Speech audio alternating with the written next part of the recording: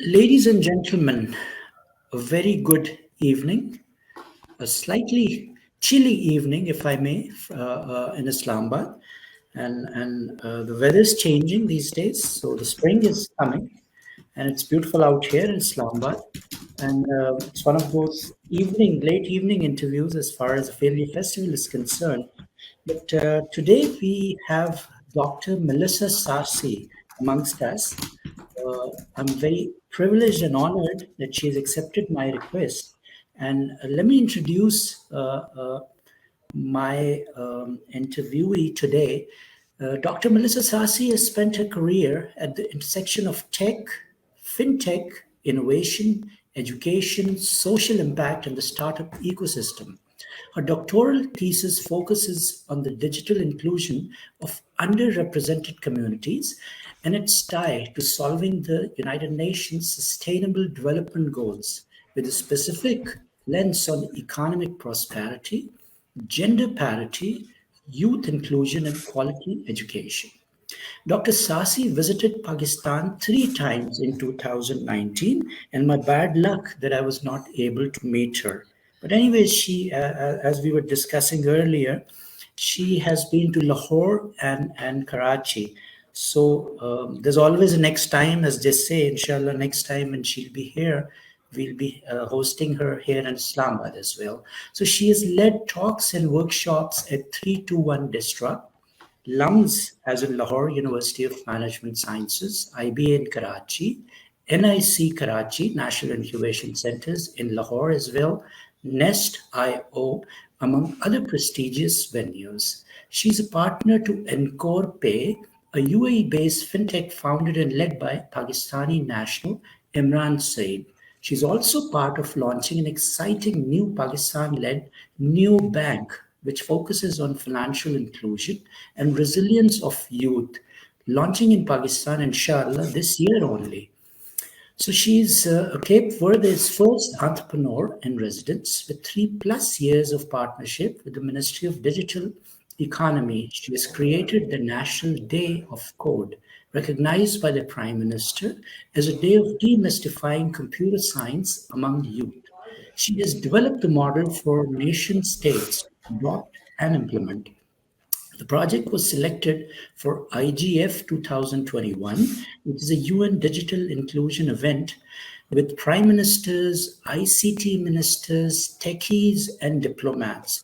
Her profile is so huge that if I go on reading this and describing her, it would take me forever. So I'll cut this down and I'll simply jump directly to the interview. So just give me a second. Let me invite her over. There you go. There we are.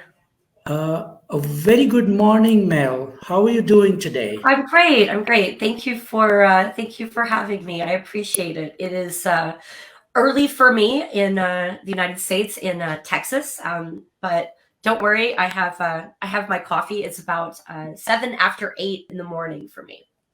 Goodness gracious. It is such a privilege to have you, and the Thank you. dialogue that we've been having for the last 2 months or so. I was so excited, and I would wonder whether this could even happen today or not. But thank God for joining, Yeah. and thank you Well, and so also thankfully you're feeling well today because I think you're on the mend if I'm not mistaken. Thank you so very much. So tell us about yourself first. Who is Dr. Melissa Sassi? Yeah. So I know that you kind of went through, a number of, kind of my accolades and, things that I've been a part of and, I'm working on now. But I think all of my work, it kind of surrounds, a few different, things. I think you heard, fintech, you heard education, you heard digital inclusion, social impact, or impact investment. Most everything that I do is, kind of around economic development in emerging markets. And then obviously, there's a lot of different ways that you could bring economic development that can come through advancing, education. It could be, advancing, healthcare, but everything kind of surrounds around, tech. So what role can tech play to solve the world's most pressing issues? How did you get into all this? I would want to sort of, if you would allow me, who Yeah. is Mel? Who is Melissa Sassi? How did Yeah. she become that Yeah. she's become today? Yeah, Yeah. yeah, sure. So I grew up in Missouri, which is a state in the middle of the United States, and I would say quite like a homogenous, part of the United States. Mostly, I would say you're, kind of what you envision, kind of a stereotypical American, not very, culturally diverse in this, part of the country, meaning that most everyone is kind of a white American that is not very let's say culturally aware, or may not have necessarily been outside of the country, let alone Pakistan. But my mother, back in, I don't know what year it was probably. We're just gonna be quiet on what year it was, because that's gonna give away my secrets. But my mom took me abroad, many years ago. It was like when I was just starting out university, and she took me to Europe. And I'd never been to Europe before, and when I went for the first time, it was a very like culturally rich, country. And it was my first kind of experience of really seeing, so many different like languages and people and food, and just like all different kinds of people together. And it just made me feel alive. I really liked, what it, the kind of like I don't know, it just felt like historic and rich, and it just was a different feeling. And I knew that I wanted to, do something in my life that involved, spending time exploring new countries, and being around people from different places that were, maybe vastly different, than my own. And I didn't know like what would, help me do that. So I came back after that trip, and I started looking at, what are like things that I could like study that would help me like spend time abroad, because I thought that would be awesome. What if I could like get a job that like sent me to like different places? And I stumbled upon international business as like something I could study. And I, kind of really like thrived in kind of studying business. I went on many study abroad trips throughout that time. It was mainly, in Europe. Again, that was kind of my initial lens. So I thought I'm going to explore everywhere in Europe, and that's what I did. I ended up also finishing my undergrad, and again, like I was going to school also in Missouri. And if you think about it, I was studying international business in the middle of the United States without a lot of diversity, right? So something was missing. How was I going to go and start this job doing international things when my sphere, in terms of my education, was right there. Granted, again, I did a lot of study abroad trips, spent a lot of time abroad, but yeah. So I decided I'm going to move to London to get my MBA. So I did. And at that time, I remember my brother convincing my parents, my mom and my dad, that I was just going on what he called a boondoggle, which is, for those of you who don't know what that word is when you go, it's when you go on a business trip, but you're really just going to have fun. You call it a business trip, but you're, really just exploring and having fun. And so my parents were like, I don't know why you need more education. What's the point of that? Because my mom and my dad didn't go, to university. My mom didn't graduate from college. She later, or from high school, she later, kind of took an exam and got, credit. My mom had 3 kids, by the time, she was 16. So not, which is not very common in the U.S. And not very common, I think worldwide, depending upon, where you're from and, family and that sort of thing.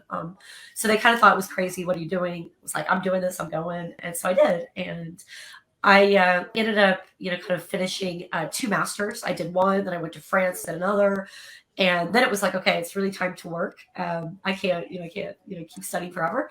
So I did. And, every single job that I've ever had, straight out of college up until now, has all been, something that involved, exploring the world. I've always worked in a global, in a global role. And it's just kind of been something I enjoy. And I would say later on, I, kind of said, all right, I've done the Europe thing. Now where else am I going to go? And I've now been to 60 countries. I hit 60 countries in last year in I think November when I went to Portugal. That was my 60th country. Excuse me. Mhm. So, how did you end up coming to Pakistan and Yeah. why? So I would say back in what year? It's about 8 years ago. I created this kind of movement, if you will. I had my family, my children, grew up in Tunisia in North Africa. Their father is Tunisian. We're not together anymore, but spent a lot of time in North Africa, and I kind of discovered some kind of challenges in that country, and I think this will resonate with Pakistan, with Pakistanis as well. My daughter did not have access to tech in her classroom, nor did any of the other students in the class, in that school, and many other schools for example, like we see in Pakistan, like we see elsewhere. What I mean by that is, they were learning, Microsoft Office and just, different tech tools. And they had one computer to share amongst 20, 30, 40 kids. And, at that time I was working at Microsoft, and I knew, and it doesn't take working at Microsoft. It's something we all know, to be able to, kind of truly learn tech and to be, truly prepared for the, for the future of work. You need to have a hands-on experience, with technology. You can't just sit in your desk, have your teacher tell you what to do, and then maybe you get called on and type file open, type. It's just not enough hands-on experience. So I thought, how can I start a computer lab in her school? I'll fast forward. We ended up sending 400 laptops to 20 schools across the country, funded by Microsoft and HP. Following that, I took a trip around Tunisia, went everywhere. I was in the Sahara, on the Libyan border, the Algerian border, teaching kids to code. And it was all about introducing the introductory building blocks of computer science. Following that trip, and even during that trip, I posted a lot about the journey that I was on. And a lot of people were very interested in this digital inclusion journey that I'd started. And I think what was very interesting, the first country outside of Tunisia to say, wow, kind of following along and say, hey, I'd love to do something like this in my country, it was Pakistan. And I developed a lot of friendships, from some of my colleagues would introduce me to, a developer in, Lahore, a developer in, Karachi or Islamabad, or, someone who might come from, a rural area and now lives over here. So I developed a lot of, friendships from afar, if you will. And, I think, Pakistan is, and Pakistani people are known, for being very hospitable and very welcoming. And, I met all these people who were, when are you coming to Pakistan? Let's do what you're doing there in Pakistan. And, I didn't have in that particular role that I was in, the ability to go to Pakistan, but it was kind of one of those things that I wanted to do. And I dreamt of doing, if you will, to go and, kind of visit some of my virtual friends. Fast forward a little bit more. I ended up leaving Microsoft, and I was at IBM. And in that role, I had two responsibilities. First and foremost was creating a startup accelerator focused on, tech startups. It's now grown to 150 startups, worldwide, 50 countries represented in that work, and student experience, because that was kind of my role. And I ended up, on this journey, meeting a lot of startup founders, and I saw just a lot of really amazing innovation coming out of Pakistan, and I saw, some what I would consider Pakistan being kind of an up and coming market for startup innovation, investment, and opportunity. It's a huge country, lots of people, lots of challenges to solve, and also a very, I think, breadth and depth when it comes to access to people who are technical, have entrepreneurial spirit, people who have lived their whole lives in Pakistan or lived abroad and come back, lots of these things. And so I saw this as my opportunity to, come to Pakistan and do it for work. And so I talked to some of my friends and I said, hey, do you want me to come to Pakistan this year? Everybody's like, yeah, of course. Like, come on, yes. When are you coming? I said, okay, here's what I need from you. Because I knew at that time what made IBM tick, if you will. What would make them fly me there, there. Because at that time, I was also a developer evangelist. My whole role was about evangelizing IBM technology, evangelizing my program, but really kind of changing the narrative around, what IBM is and what does it stand for. And so I did that with maybe 10 or 20 people. Again, people I met online and, said, hey, so-and-so, I have an opportunity to come to Pakistan. What is like an upcoming event? What is something going on, that I can speak at? Here's what I want to achieve. You have the power to like allow me to come and visit. And let's go have, biryani together. I don't know. And everyone came through, everybody came through. Like I got invited to to do a keynote at one of Jihan Ada's event where by the time when I got there, it was like 2,000 people, of really amazing, innovative, Pakistani entrepreneurs and presidents of banks and heads of innovation from just lots of different companies and people and that sort of thing. But when I had this list, what I did is I had this big list of events, like what's the name of the event, who's the audience of that event, what would be my role. In some cases, we created our own events if there wasn't one.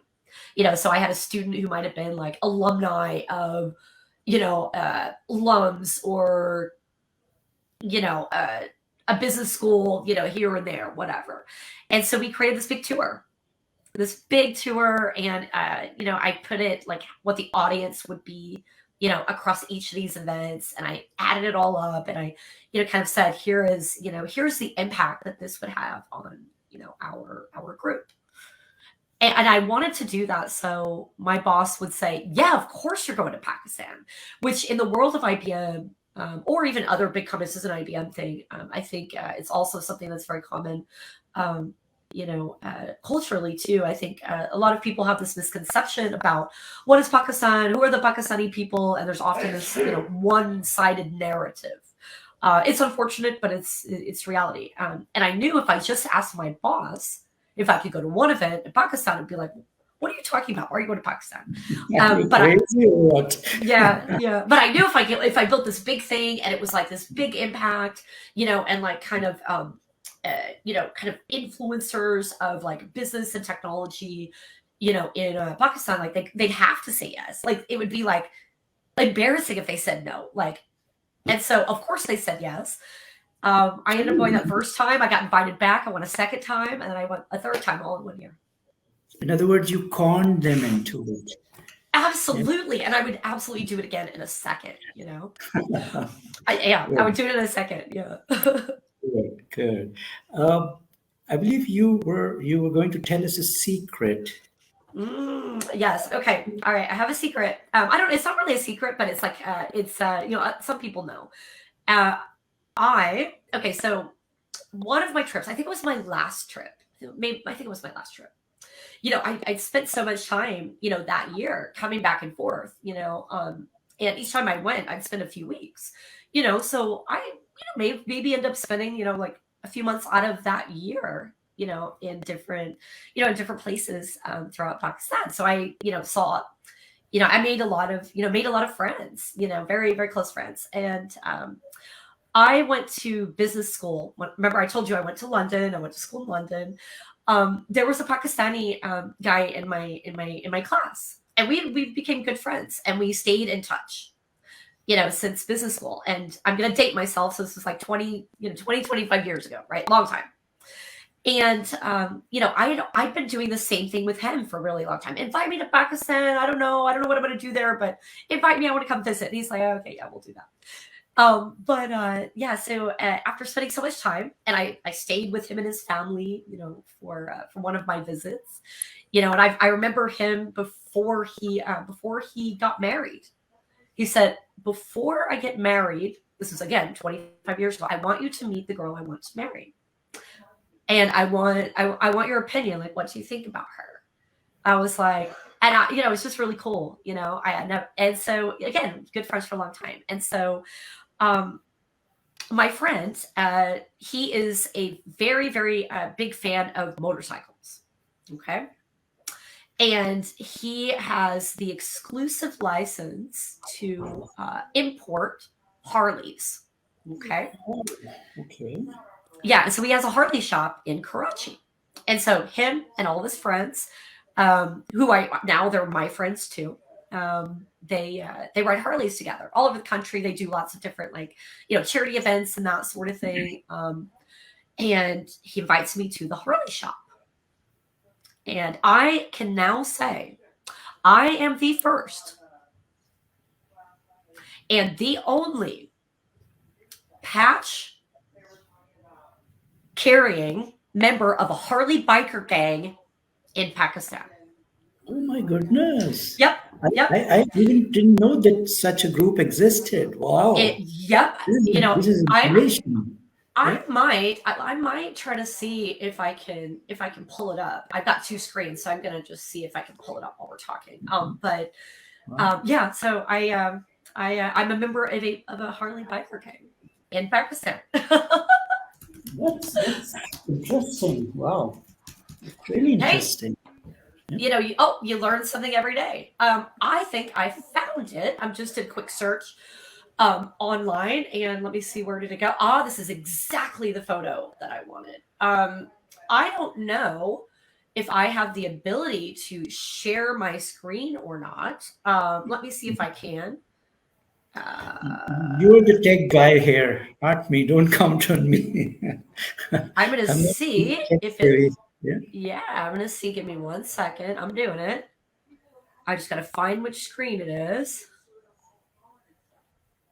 Well, I'm just looking for it, and of course, it's hard to find. I think it's this one. Let me see. Perfect. Yes. Okay. Give me 1 second. I figured out which one it is. Allow. Let's see if that comes up. I don't know if it's showing up for others. You might have to do something on your side to see if you can play with the screen a little bit, where you could play the view. There should be a way that you can change the views so that you can see us and you can see the presentation material. I know it's so hard. But it's okay. If what I'm going to do is, so for those of you listening or watching, I'm going to add the link to a blog that I wrote. It's kind of it's been 3 years. All right. It's a little old, but in there you can see, there's some shout outs. And I think, if I'm not mistaken, there's a picture of me, with one of your famous cricketers. And wait, there's another screen coming up. Just wait. Oh, perfect. Yes. That's what I wanted. Okay, so yeah, let me see if I can make this a little bit bigger. Hold on. I think I can. I don't know how to do it, but anyway, so it's a little bit small. It's a little bit small, but I will add the the link in the. Is that you in the picture with the yellow background? Yeah. I was a little bit younger. I was a little bit skinnier. That's okay. This is Jihan Ara, so that's when she was at Nest.io. This is the program that I launched at IBM. This is Shahjahan Chowdhury, who's now living in Portugal, a very, very close friend of mine. I just saw him in Portugal in November. He used to work at the National Incubation Center, and then Khurram, from LUMS, and some of the colleagues from the Ministry of Education in one of the provinces. I can't remember which one. And then I see this cricketer. What's his name? Yeah. I can't remember what his name is, but there you go. Yeah. Cricketer, Yeah, this is at the National Incubation Center in Lahore. So the, kind of Okay. head of the National Incubation Center in Lahore, and this are two very, Mhm. very good friends of mine. This guy here, Mhm. right there, that one, Mhm. Aga. Aga knew I was flying to Lahore, and Mhm. I was just gonna fly by myself. I wasn't worried. I travel by myself all the time. He said, "You are not going by yourself," and so he dropped everything, changed all of his plans, and flew to Lahore with me, and we hung out the whole time in Lahore. It was great. This is kind of a talk with amazing woman who runs Circle Pakistan. So she does amazing work to empower, enable women throughout Pakistan to gain access to digital skills, entrepreneurial thinking. She's just completely amazing. Sada Fabi, I love her. She does amazing work in Pakistan. Um, all Mhm. right, there we go. This is my friend Aga. He's the one I said that traveled with me to Lahore, and that was me at his wedding. So this was me meeting him randomly, and all of a sudden I'm in his wedding party. Beautiful wedding. Mhm. Now here is the one I was actually looking for. This is my patch. Let me see if I can make that. I don't know if I can make it bigger, but I don't know. Anyway, so this is his that's my Harley, so you can see the flag of Pakistan on the back. If you might not be able to see it, but once I add this to No, the chat, surely you not. can. Yeah. That's Aga. He was just I don't know, he was my superstar. So let me add this to the chat window. And this is something I posted when I was at IBM underneath like kind of IBM's stuff. So all right, so I am going to stop sharing, and I will add that link to the chat or to the there we go. All right, it's on Facebook for anybody who wants to check it Hmm. out. So, how would you define failure? Yeah, What does the word failure mean to you? I think I feel a lot, and I kind of feel like a failure right now, frankly speaking. And why do I say that? You know, I'll give you an example of why I feel like a failure right now. And then what I'll do is I will, kind of talk about what failure means to me, and then I will also talk about, why is it, important, if you will, because it is important. So I spent my career at amazing companies, some of the most prestigious brands in the world. I've worked on Wall Street. I did two different stints on Wall Street. So at a very young age, I was a director on Wall Street. By 35, I was making more money than I'd ever seen in my entire life. And I was recruited in. They found me and they recruited me, and that was, by the way, kind of the first time that I realized, hey, Melissa, you're smart. I didn't really realize that before. It sounds kind of silly, but yeah, it's true. So I worked at Goldman Sachs, which now I think they manage about, I think they're, 4 trillion, something like that. Investment bank, 4 trillion of the world's assets. So very prestigious firm. Less than 1% of people who apply for jobs at Goldman get in. So, very prestigious. Definitely not something that, girls from Missouri like me are, think is possible. So that's that. And then the other firm that I worked at, was BlackRock. So $10 million or $10 trillion, 10 trillion, yes, with a T, Oh, of the world's assets are managed by BlackRock. Huge, largest asset manager in the world. And by the time I was 35, I was a director working there. There was two people in between me and Larry Fink, who was the CEO at that time. But impressive. I, yeah, I felt like I felt like I kind of like lost a bit of heart and soul, and it wasn't just about like money that I wanted in my life and in my career, and so I quit. I left. I did a bunch of different things, spent some time abroad, and then I ended up, coming into tech. And I kind of felt like tech was more, me, where I wanted to be. So I started out at Microsoft. Obviously another, prestigious brand. If not one of the most valuable, brands in the world. What is it, like $3 trillion, something like that, in terms of market capitalization. Um, and I'll tell you like a kind of one example of kind of what I saw as failure there. I mean, kind of failure number one. I'll kind of take a step back. So failure number one was I have a dream job and I decide, oh, it doesn't feel good, so I'm going to quit that. Like, who does that? Like, what the hell, Melissa? What are you doing? Now I know that it was because I needed to do that, but like most people were like, what the hell are you doing? You have like a dream job, like you have like, you can fly wherever you want, you can buy whatever you want, you can go wherever you want, talk to whoever you want. Mm-hmm. What are you doing?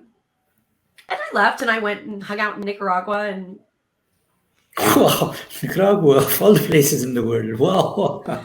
Yeah. So my friends were like, okay, time to come back home. I don't know what you're doing down there, but you're coming home. That's enough. You're not doing that anymore. And so I went to tech. I felt like, oh, you know what? This will give me an opportunity to work on social impact because that's really what I wanted to do. I wanted to do things that felt good. I wanted to feel good, but I didn't want to go into charity. I don't know what I was thinking. At any rate, I really, built up a really amazing career at Microsoft. I sent, scores of laptops to, African schools. I traveled around Africa, I traveled around the world. And my group, initially, we told stories about, social impact and about the role that tech played, to empower every person and every person on the planet to achieve more. My group was the group that kind of led the mission, if you will, of transitioning, Microsoft's, its mission from a PC on every, in every home or desk or whatever that was, into, empowering every person, every organization on the planet to achieve more. That's part of my team, And again, I felt like in that job, I was like, I was kind of an operational engine of helping to tell stories about people doing amazing things. And I realized, like, what am I doing? Like, what, and not that I needed to be in a video. That's not the point. But I thought, what am I doing? What is it that I'm individually doing that, could be put into a video? I'm like, I'm not doing anything. Like I wake up, I go do my work and I, pay my bills and I, whatever, And I thought I need to, I don't know, I needed to feel good about the work that I was doing. I needed to like solve something, change something, fix something. I don't know what. But again, I didn't know what my life's work, was. And so I stumbled upon this, big wicked challenge of digital, inclusion, of what I call access to opportunity, access to entrepreneurship. We're going to talk about that in a second. But I ended up landing a new job at Microsoft. My last job at Microsoft was as an impact investor. And me and some buddies at Microsoft, we didn't have approval to work on these projects. We just kind of had this idea of what we wanted to do. So we went rogue and we started working on solving something that we didn't have permission to go out and solve. We didn't ask for permission. We just did it. And we thought, man, if we do a really good job doing this, meaning building, connectivity solutions, or, helping to, get people connected to the internet, because by the way, 50% of the world is still not connected to the internet. It's actually, kind of a little bit less than that. So, big swaths of the population, as many of you know, coming from Pakistan.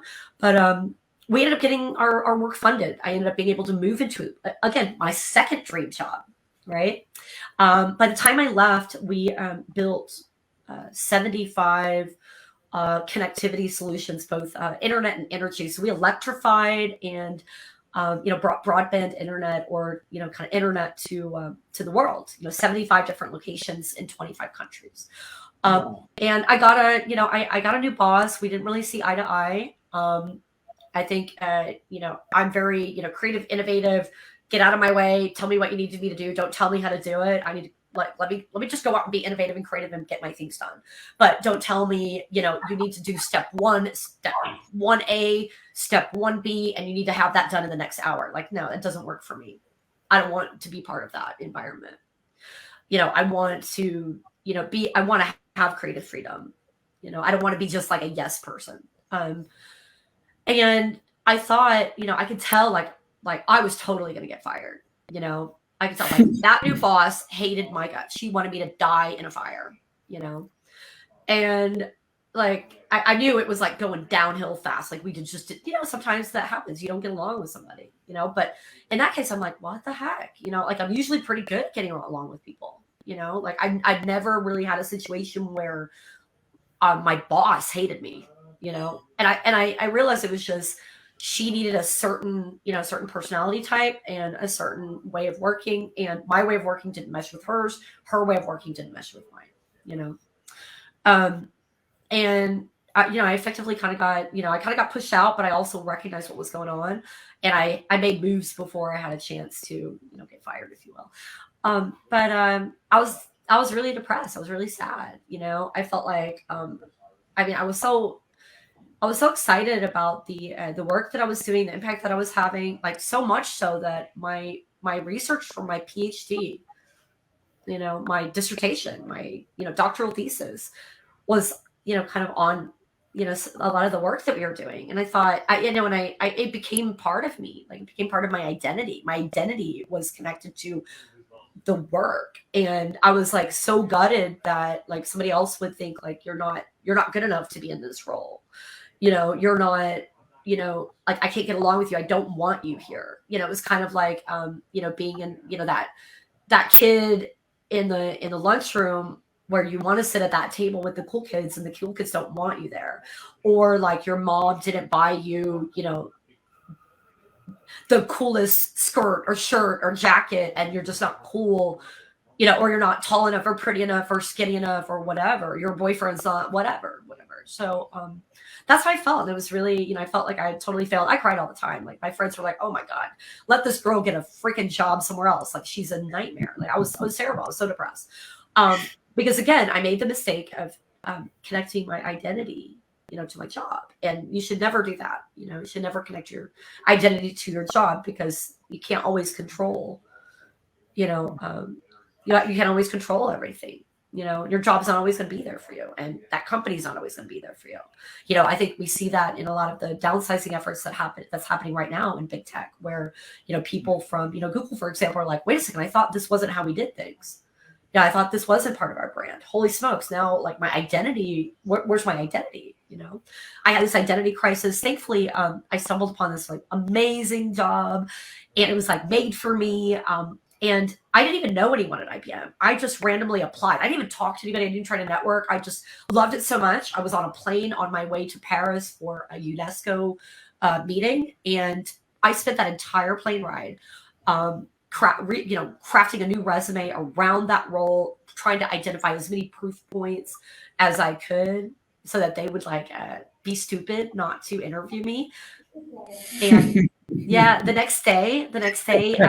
I landed, I've been there. I can yeah, relate to that. I landed in Paris. The next day, I got an email from the recruiter, saying, "Hey, we'd love to talk. We loved your resume. We'd love to talk to you." So I was like, "Oh my gosh, it worked!" Within like 24 hours, I was speaking with the decision maker, my hiring manager, right, who's now a vice president of the team, and like we got on really, really well. I was like, "Oh my gosh," I started creating a startup program, and I had a lot of leeway, travel the world, creative, innovative, all that kind of stuff. So within 3 weeks from me applying to that job, I had gotten an offer. I had negotiated. I was even going to make more money. Like my salary went up significantly. I negotiated a sign-on bonus. All this kind of stuff. So what went from failure, kind of gave birth to something better than I had before. So what I thought, like, oh my gosh, I failed, this is awful, like I'm such a loser, my boss hates me, and she doesn't want me to be here, and I'm not cool, I'm not part of the cool kids, oh, me, poor me, into holy smokes, I'm not just a member of the team now, I am the team, like this is my thing, I was the global head. So that's my second example of failure. I'm going to give you one more example of failure, and then I'm going to tell you what failure is. My third example of failure is I spent 3.5 years at IBM, traveled the world, created a big program. I was nominated, or I received a what they call a IBM Blue Core Award, which is uh, it's for the like, one. Champion? Is it Champion? No, it's separate. It's kind of like a hidden gem inside of IBM. Not everybody knows it exists. It's like a program that you where you get like a special bonus, you get special recognition, but it's like on a it's kind of like a secret squirrel thing, if you will, like a secret thing. But it's kind of for the top 1% of employees with high potential inside of IBM. So my within X amount of time, I received this award, whatever it is, and I got one of those. Illuminati of IBM, huh? Yeah, I became the Illuminati. Yeah, I was totally the Illuminati of IBM, which I was excited. I was like, yeah, I'll join the Illuminati. Where are the goats? I mean, nobody gave me a goat. It sucks. Like, I didn't get to slaughter a goat, but that's okay. We'll slaughter goats in Islamabad when I come back next. Yeah, so I came on. It was like I traveled the world. I don't know. IBM just really let me. They just really just let me loose, and I had some great mentors, going all the way up to the top of the house. I just got to do so many cool things. I got to work with celebrities, and I got to just build and create and make and do. And, I think in many ways too, it gave me back the confidence that I was missing. It took me a little while to get it back. I was still like, oh God, but yeah, I got it back. And I've always been an entrepreneur, but I never called myself that.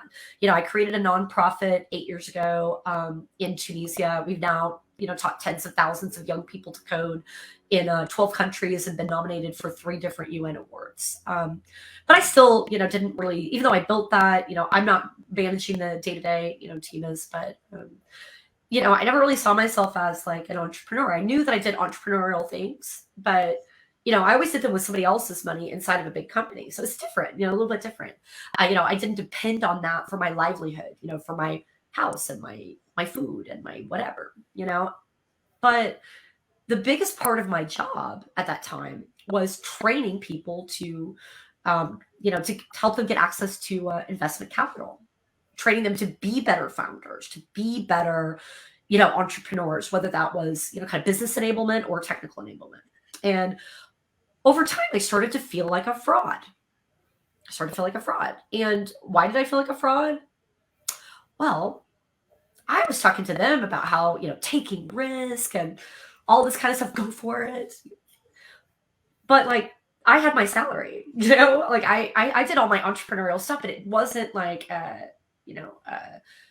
don't know, kind of feeding me, housing me. I felt like a fraud. I felt like an imposter, Why would you say that? Why would I say that? Because I'm trying to teach somebody else to do something that I've never done myself, right? It's kind of like, oh, you know what? You need to exercise every day, and I'm on you on it every single day, but I don't exercise myself.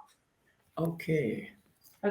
Yeah. Now I get it. Yeah. And so, so I had this thing, and I've been working on taking my whole life's work around digital inclusion, entrepreneurial thinking, the future of work, social good, sustainability, how do you get jobs to come to you versus you having to apply for jobs?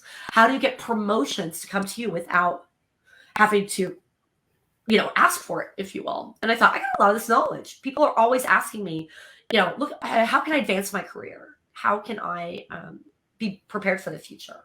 How can I build my own startup?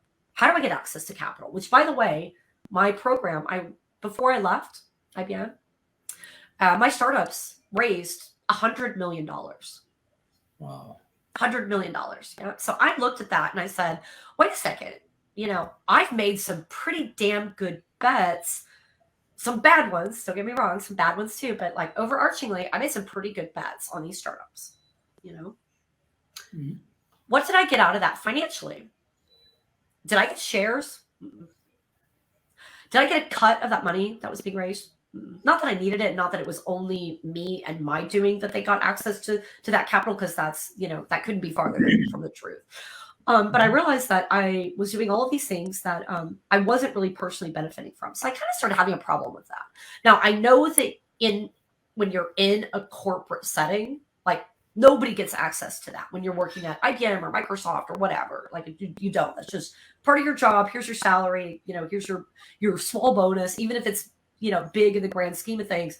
It's not near as big as what it would be if I were to be on the outside and be coaching an entrepreneur that later becomes, a unicorn or a dragon or whatever it is. But yeah, so I started looking at this. And in the meantime, I had started building this platform. This platform that's all about, preparing people for the future of work and what I call democratizing access to opportunity and entrepreneurship. Because if you think about it, 80 to 90% of startups fail. Less than 2% of venture capital funding goes to women owned and led businesses. And 54% of the world, meaning, I don't know, 3.5, 4 billion people, need significant upskilling. We're in a recession, where I think economically we're in a, obviously you've seen food prices in Pakistan and what's going on. It's, economically we're in a very challenging situation right now. So if it's going to get worse, now is the time to look at what can we do to improve our personal situation. True. You may think your job is safe. It is not. It is not. Surely not. It's not. And you have to constantly, skill, reskill, and upskill. So I created this platform with my co-founder, and we're working on it. We're working on it throughout the year. It's kind of like, again, my side shimmy. And I felt like it got to be a bit too much. And what I mean by that is I felt like I was doing too many things at the same time. I was doing too many side consulting things. I was building my startup. I was running this program at IBM. And I also felt like I couldn't tell sometimes, when IBM would turn, my IBM hat was on and I'd take it off to be founder, Melissa, and I knew that, those lines would continue to blur over time. And I had a couple of governments looking to hire me for some work. And I knew that, you can have a side shimmy, like we're going to build your startup or your nonprofit, that sort of thing. But you can't consult with the government and have your day job. Like those two things don't go together. You cannot do that. And so I went into my role at IBM this past summer. So June, July. And I resigned. I didn't have a solid book of business. I didn't have investment capital that was coming in. I just knew it was time. And I thought, okay, I'm going to land some customers really quickly. I've got, some of my savings. I'll leave the country for 6 months. I'll sell my house so that I've got, a lesser amount of expenses. I'll just go be a digital nomad for a while, live in Turkey, live in Africa. It'll be, much easier than spending thousands of dollars every month on my US house because, US is expensive. That's a good idea. Teamed up with some people and we raised $1 billion in funding, not for my startup, but another thing I was working on. $1 billion, right? I was part of, coming up with the new name for the company, kind of how we would engage with, blockchain startups, all these different things that we would do, right? When that $1 billion was announced, within 2 weeks, even though I had a contract in place, I was pushed out and was told, your piece wasn't part of it. You do not have access to any part of the $1 billion that we just raised. There were 5 of us. This was at IBM. No, this is after I left IBM. A startup. Okay. Yeah. No, this is a startup that I was part of. Yeah. It's not a fair world, right? But who said the word? And so, yeah. And so I'm mad. I go talk to an attorney, I figure out what I'm doing. And I'm upset. I thought I failed, and by that time, I thought that I had a big amount of money coming to me. So I didn't care about spending my savings because it was going to work out in a few weeks anyway from this other pot. I had a contract in place, press release for the $1 billion was already out in the street. Yeah, it'll come to me soon. So. And boom, you're gone just like that. I'm gone like that and my savings is gone. And I don't have a bunch of contracts waiting for me. Right. So I'm like, holy smokes, what am I going to do? That's scary. Yeah. And so, fast forward to today, I will tell you, the gang that raised the $1 billion, it ended up falling through. They ended up having to come back and apologize to me and asking me to come and join them. And I said, I will only join you I said some other colorful words, which I'm not going to repeat here because I don't want to make you blush. But I said some other very, very colorful words about who they are and what they could go do with themselves. But we'll put that aside. But I said, I will only sit at your table. I'll only sit at your table if you pay me in advance. And by the way, it's going to cost you 4 times as much as it would have before. So if you want me at your table, pay me in advance, and I will show up for money, and that's it. That's it. But 4 times as much. But thank you for apologizing. It made me feel good. But so what did I do? What do you think? Very ruthless and brutal world out there. Yeah. Mm-hmm. Yeah. Yeah, I thought my life was ruined. Like, oh my God, what have I done? I came back. I'm living at my sister's house now, and focusing on doing a raise for my startup, gaining access to capital there. So I'm not out of it. Like, I feel like a failure right now, because I didn't kind of like have the IBM light switch off, the other light switch on, but it's okay. We finished up the MVP for our platform on Tuesday. We've pitched to 3 different customers. One of them has agreed to do a pilot. One of them is like, I need to figure out how I can and will work with you. And I'm talking to Google. I'm talking to lots of different companies that are interested in what we're doing. And again, we're democratizing access to opportunity. There's no reason why we should have 54% of the population needing to upskill when we have so many different skill building programs out there. Why do we have that many people? Because skill building programs, the way they have been designed now, it's broken. So you can follow along with me. I'm happy to share more about my startup, but we're not going to do it here. I want to just say that, these are 3 examples of failure, right? Failure in terms of, I kind of see it as, and this is kind of goes into like my definition of failure. You have expectations, and maybe your expectations are wrong, right? You have expectations of how something's going to work out, right? You envision it for it to be like this. And I don't know about you, a lot of times my expectation is it's going to be absolutely perfect, right? Everything's going to be perfect. Here's what we're going to achieve. And a lot of times I do achieve really big things. And because I set high expectations for myself, I achieve big things. But a lot of times things don't land, things don't happen.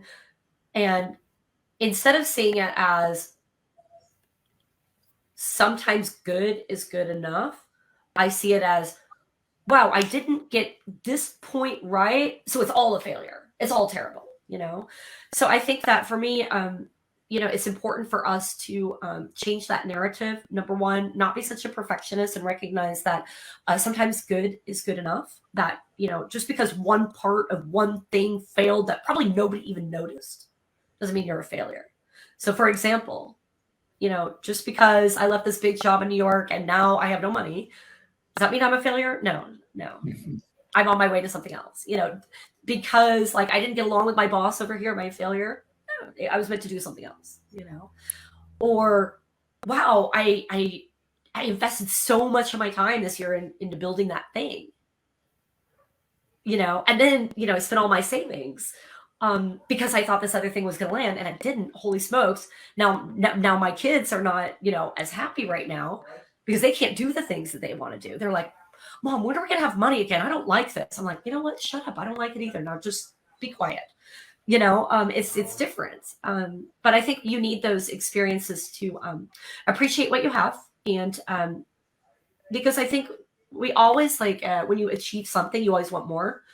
And, even if you came from simple beginnings, it's very natural for all of us, even if in the grand scheme of things, we're thankful for what we have, there's this innate desire that many of us have to always want more. And I think by failing every now and then, it makes us appreciate things. So now, oh my gosh, I am so appreciative of the time that I got to do this, and this. I am totally appreciating that. When I get a salary again, oh my gosh, I'm totally appreciating that. I haven't had a salary since June, but it's okay. Because mine's going to be so awesome. Wait till you see it.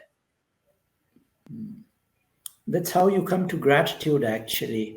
Yeah. because you realize at the end of the day that you do have plans, all of us do, but he is the biggest planner. You may call him Yahweh, you may call him Jesus, you may call him Bhagwan, or you may call him Or Allah. the spaceman in the sky. Yes, there you go. I'm just kidding. I'm just kidding. like Superman. I remember Mm. that joke. Why does he wear underwear on top of his clothes? You know. Great. Yeah. So yeah, would there be a parting message? I think we've taken what? It's almost eight. Yeah, yeah, yeah. An hour now. Yeah, yeah, sure. I think I'll say one thing. This is my parting message. Mhm. Pakistan, Pakistan, Pakistan, Zindabad. How's that?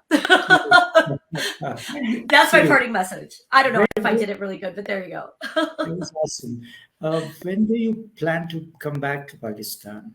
I think that I will ask you and your community when I'm coming back to Pakistan. And why am I asking you? Because now, I'm in a mode of, I have to sing for my supper. And what I mean by that is, you know, uh, my entire life I spent in a corporate job working for, somebody else, a big company, and they paid for my travel. Took care of that. It was all part of like the thing. So for me to be able to travel now, it has to be done in a different kind of way because obviously, you know, um, financially, I need to make sure that when I travel, it's tied to a project, which is tied to what I call doing well while doing good. Either it needs to be picked up through a project, it needs to be picked up through a donor or whatever. So I'm learning how to do that, but over the last no, over the last six Might months, as well. I've done really well. I've done really well. So I would love to come back to Pakistan soon. I think it depends on Who speaking invites you engagements, over? projects, who invites me, who's gonna handle And who that. So foots the bill?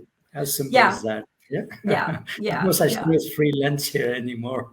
I know it's okay though. I've been invited to a for a speaking engagement for a very large event. I don't remember when, but it's this year sometime. So assuming like all the stars align, I should be there sometime sometime this year. And the cool thing about it is because I'm going as myself, my own company. I get to decide where I go, how I go, who I go with, and it makes my life a lot more, easy because, Easy. when you go with a big company, it's hard. They decide who you go with, how you go, where you go. And, it's a little What to cumbersome, do. but yeah, Yeah, yeah, yeah. yeah. What would you talk about? The do's and don'ts and blah, blah, blah. Yeah, Yeah, yeah. I mean, great. yeah. Yeah, So hopefully, I will see you all back home in Pakistan again. I have, inshallah. inshallah. I love Pakistan, so thank you for having me. And I look forward to hopefully, coming and visiting again and again. As I say, coming back home. I've got my Harley biker gang waiting for me. Like I can't let them down. Mhm. We've got Harleys to ride. Yes. When I went to school in the US, I was there for 2.5 years. I Yeah. went to school in Southern Colorado. So I did travel to 22 of the states, but Oh, unfortunately, that's I've nice. never been. That's a big swath of it's like almost half of the United Yes. States. That's good. Yes, even the Americans would be surprised when they would get to know that we were traveling like crazy, and but I've never been to Missouri. But one statement that I remember from Missouri was, I don't know if it's correct or not, that Yeah, tell me. I'm from Missouri, and you've got to show me. Yeah, yeah, Is yeah, yeah. Yeah, it's a what it's a is show it me about? state. Yeah, it's a like don't tell me don't tell me what you're gonna do. Don't tell me don't tell me like your words, okay, yeah, I hear you, but like show me like actually, do it. Like don't just talk about it. Like your actions speak louder than your words.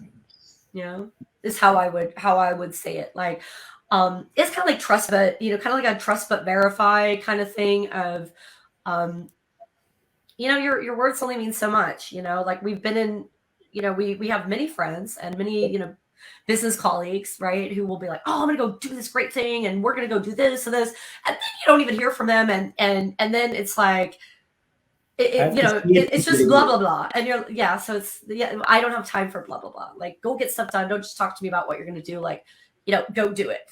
right? Mhm. Interesting. And I think it's a laid back state, if I may.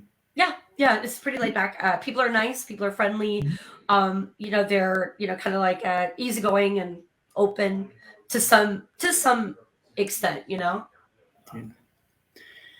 Great. It was a pleasure having you with us today. Thank you so very much for time and accepting the invitation. Yeah, And but also I should tell you, it's funny. I have one of my friends who's listening along, and he's like, oh, let me tell you quickly what the actual origin of where it came from. So apparently, there was a congressman from Missouri who kind of had a I guess was in the farming, or maybe yeah. So he included in some kind of speech or something like that around hey, I'm from Missouri. You gotta show me what you got. exactly, yeah, Show me yeah. what you got. I'm not, Show yeah. me what you got. Show me what you got. Get it done. Like, don't just talk to me No, about whatever. yeah, lovely. It was a pleasure having you, Mel. Thank Thank you you very so much. I very much. appreciate it. Thank you. It's a pleasure. It's a pleasure. Take All care of right. yourself now. Yeah. Thank Well, you. Thank you. you don't do this usually. It's I do. namaste. I do. I do. I do. I know you don't do it. I like it though. I like it. There's nothing wrong with that. I I'm like open it. to all this. Yeah. Have you been Yeah, to I like Turkey? it. Have Yeah, you been to yeah, Turkey? yeah, yeah. Konya? Have you been to Mevlana Rome's tomb? This is so embarrassing. This is really embarrassing for me, but I didn't leave Islamabad, or not Islam. I didn't leave Istanbul all the time. I spent most of my summer in Then Istanbul, and I didn't even leave. I didn't go outside at all. Did nothing. yeah. Stayed in the capital the whole time. Okay, okay. Well, capitals are not a good reflection usually of um, a country because I capitals are agree. always I agree. conservative. Yeah, Well, yeah. I think my problem at that time was, I don't know, it's a problem. That's probably not the right word. But as things were kind of like coming down with, my summer of failure, I knew that I needed to put my, building my startup into, a higher gear than it was. Mhm. So my co-founder was with me. We were, living in Istanbul, me, my friends, him, really, we were just like heads down. We didn't do anything else, but I was I building think strategy. He was coding and bringing my ideas to life in the platform. So great, wonderful. Thank you again. thank So you. it's a pleasure, and you take good care of yourself till Always we meet on WhatsApp again. Yeah. awesome. Thank you very much, and thanks Okay. everyone for tuning in. Have a great rest of your day, and great rest of your whatever. Thank you. Great. Thank you. You take care now. Bye Thank you. bye.